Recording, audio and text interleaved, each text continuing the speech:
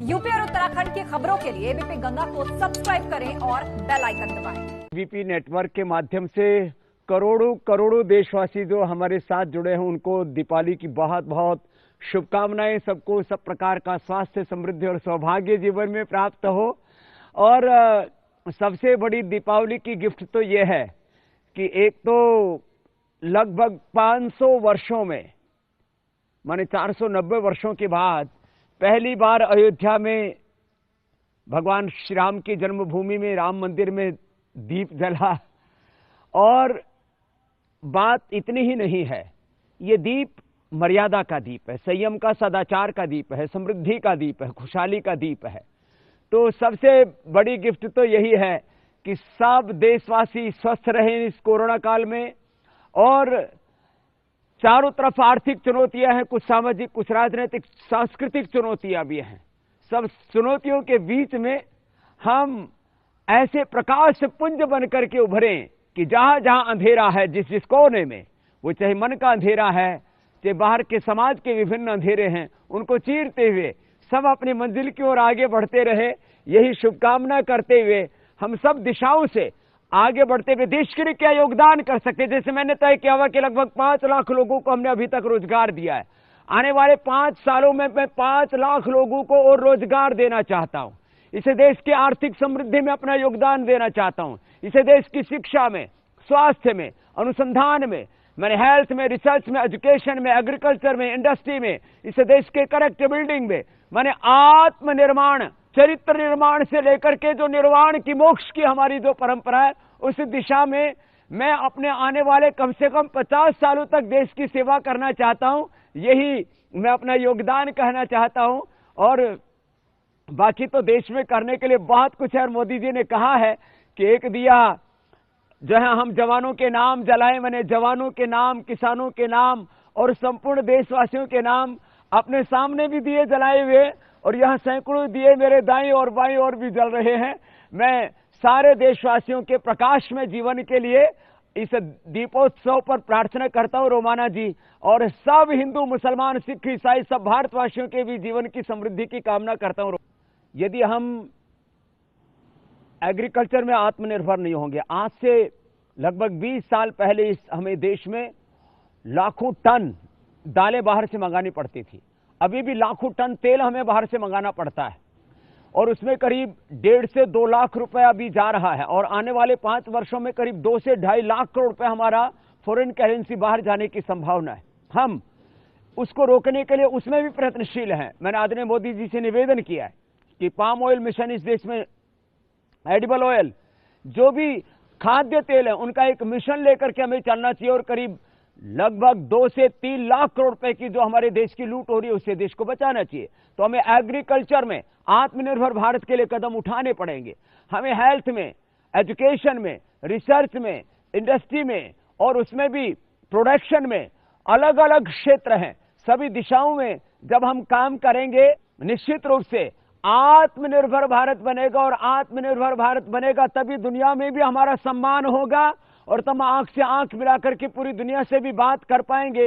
हमारे रुपए की कीमत, डॉलर, पाउंड और तमाम तरह की जो विदेशी मुद्राएं हैं, उनके मुकाबले मैं तो चाहता हूं कि हमारा रुपए डॉलर, पाउंड से भी ज्यादा मजबूत बने। लेकिन उसके लिए एक एक भारतीय को ऐसे प्रयत्न करना पड़ेगा, जैसे मैं एक गरीब परिवार में पैदा हुआ, एक किसान परिवार में पैदा हुआ, और वहां से पैदा होकर के पतंजलि से लेकर के, रुचिशया से लेकर के आज करीब हमने, ये कोई 25,000 करोड़ का साम्राज्य कोई स्वामी रामदेव का नहीं है। ये सारी समृद्धि सेवा के लिए, ये सारा अर्थ परमार्थ के लिए। लेकिन एक साधु जिसको कुछ न चाहिए, वो भी देश की अर्थव्यवस्था से लेकर, शिक्षा व्यवस्था से लेकर के, चिकित्सा व्यवस्था से लेकर के पूरे देश के लिए जब योगदान देता है, तो मैं तो आज का एक ही सूत्र है मेरा, पुरुषार्थ करो। और जब पुरुषार्थ करेंगे तब भारत विश्वगुरु बनेगा, तब भारत परम वैभवशाली बनेगा। खाली नारे लगाने से बात नहीं बनेगी, हमें उन नारों को जमीन पर भी उतारना पड़ेगा, चाहे वो लोकल फॉर वोकल है, चाहे वो आत्मनिर्भरता का नारा है। सांस्कृतिक चुनौतियों में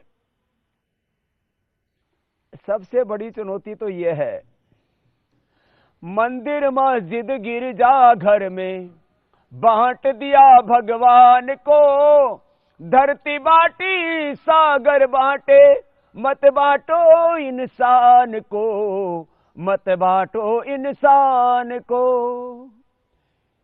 हिंदू के लिए ना मुसलमान के लिए, जीना है तो जिए हिंदुस्तान के लिए। आपसी मतभेद हमें जीने नहीं देंगे, देश न रहा तो हम कैसे रहेंगे। एक है लहू का रंग पहचान के लिए, जीना है तो जिए हिंदुस्तान के लिए। तो कुछ लोग हिंदू, मुसलमान, सिख, ईसाई और इसमें भी फिर ब्राह्मण, क्षत्रिय, वैश्य, शूद्र, दलित, इनके नाम पर नफरत फैलाना चाहते हैं। देश को हमें एकजुट रखने के लिए एक बात समझने की जरूरत है। हम एक ईश्वर कहो, खुदा कहो, अल्लाह कहो, परमात्मा कहो, ऑलमाइटी गॉड कहो, या कोई भगवान को भी नहीं मानते तो एक यूनिवर्सल लॉ को तो मानते हैं। हम एक ईश्वर की या एक ही प्रकृति की संतान हैं, एक ही पूर्वजों की संतान हैं। हम सब हम वतन हैं, एक ही वतन वाले हैं। माने कुछ मूल निवासियों का कॉन्सेप्ट लेकर के एक वैचारिक आतंकवाद पैदा करना चाहते हैं, कुछ राजनीतिक आतंकवाद, कुछ मजहबी आतंकवाद।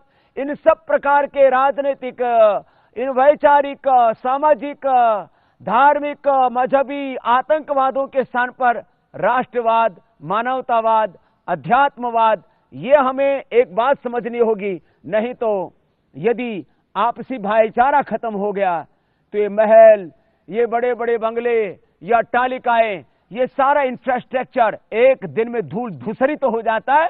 इसलिए सबको भारत की एकता और अखंडता, संप्रभुता को सबसे ऊपर रखना होगा।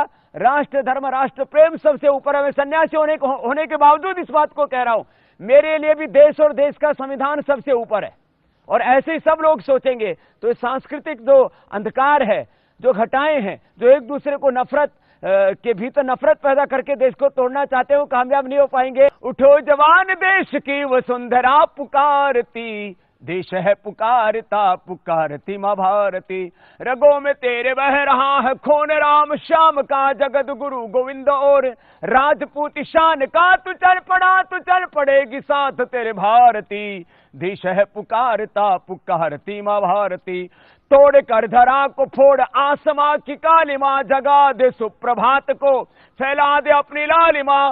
तेरी शुभ्र कीर्ति विश्व संकटों को तारती। देश है पुकारता, पुकारती माँ भारती। देश है पुकारता, पुकारती माँ भारती। है शत्रु दंदना रहा चहुं दिशा में, देश की पता बता रही हमें किरण किरण दिनेश की। ओ चक्रवर्ती विश्व जय माँ त्रिभुवनि हारती। देश है पुकारता, पुकारती माँ भारती। तो बोले भारत माता की जय। जो मोदी जी आज वहां जय जयकार कर रहे हैं और शहीदों से की शहादत को सलाम करते हुए हमारे जवानों से कह रहे हैं कि आपके साथ पूरा हिंदुस्तान है। तो मैंने कहा, मैंने एक दीप जवानों के लिए, एक दीप किसानों के लिए, एक भारत की आत्मनिर्भरता के लिए जलाया हुआ है। उनसे रसगुल्ला बहुत पसंद है, गूंद के लड्डू बहुत पसंद है, और इमरती और जलेबी। तो आज मैंने ये करीब 25 तरह की मिठाइयाँ, एक दो नहीं, लेकिन सब गाय के देसी घी में, और उसमें मधुरम, गुड़, ऐसे अच्छे अच्छे मिष्ठान बनाए हैं। तो करीब मेरे पास यहाँ 4-5 हजार बच्चे हैं जो रेसिडेंशियल हमारे स्कूल, कॉलेज, यूनिवर्सिटी, उन सब बच्चों के साथ आज शाम को मेरी दीपावली मनेगी। तो हम अच्छी मिठाइयाँ खाएं लोग, क्योंकि मिठाइयों में आजकल बहुत ज्यादा मिलावट हो गई है। घी में, दूध में, तेल में, लोग ये मिलावट के खिलाफ ये कानून बनना चाहिए हिंदुस्तान में। माने जीने का जो हमारा अधिकार है वो बाधित होता है यदि देश में एडल्ट्रेशन होता है, और एयर, वाटर, सोयल, इतना पॉल्यूशन, इतना जहर, जहरीला आहार, जहरीले विचार, इससे मेरा भारत मुक्त बने और सबको खुली हवाओं में स्वच्छंद जीवन जीने का, एक स्वस्थ जीवन जीने का, एक पूरी तरह से आजादी से जीने का अधिकार पूरे देश को मिले। ये भी मेरी आज पुकार है एबीपी न्यूज के माध्यम से, जो आपको आगे रखता है। तो आप आगे तभी रहेंगे जब स्वस्थ रहेंगे, रोवाना चाहिए।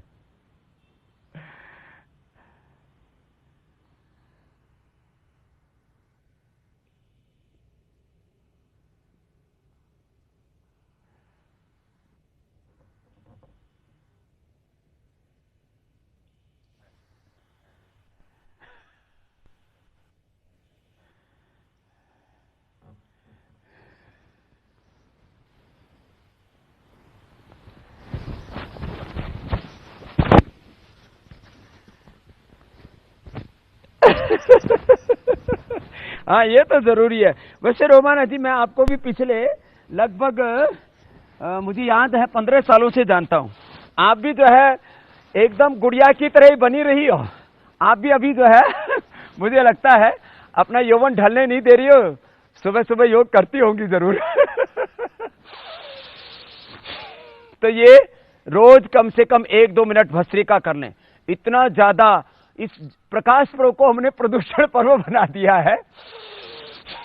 एक तो ये भस्त्रिका करें,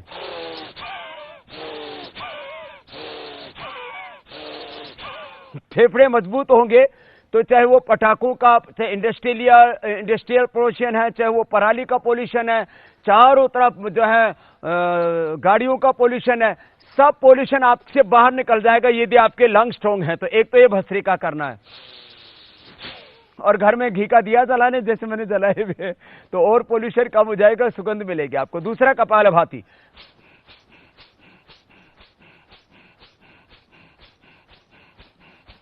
इससे तो मूलाधार से लेकर सहस्त्रा तक liver, spleen, intestine, pancreas, uterus, ovary, prostate, lung, heart, thyroid, parathyroid सब ठीक हो जाते हैं। बाकी मैं लोगों को सूर्य नमस्कार बताता हूं। सुबह आंवला एलोवेरा का जूस पियो, गिलोय पियो, स्वस्थ आहार लो, खाने के 1 घंटे बाद पियो, पानी तुरंत बाद, भोजनांते विषमवारी तुरंत बाद पानी नहीं पीना, और रात का खाना 7 बजे के पहले पहले खा लो, ज्यादा देर से खाना मत खाना, खाना चबा चबा के खाना, और हमेशा always think positive, always be positive, always do positive.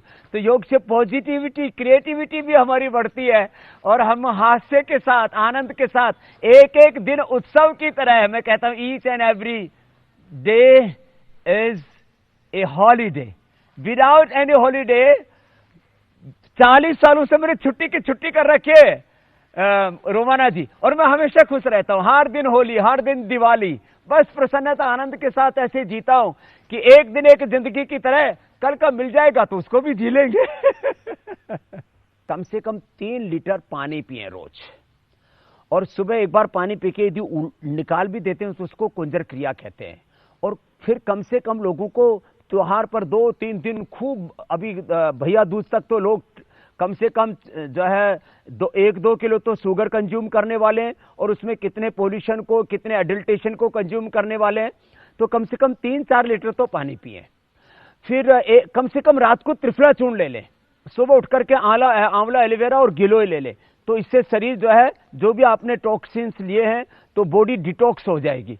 जो पी सकते हो तो गोधन अर्क भी पी लें, वो भी बड़ा अच्छा है। और फिर कम से कम 3 दिन कच्चा खाना खाएं, माने सुबह अंकुरित मूंग है, मेथी है, और बाकी तरह के जो अंकुरित है वो लें, थोड़ा मुनक्का अंजीर ले लें, और दिन में खाली फ्रूट लें।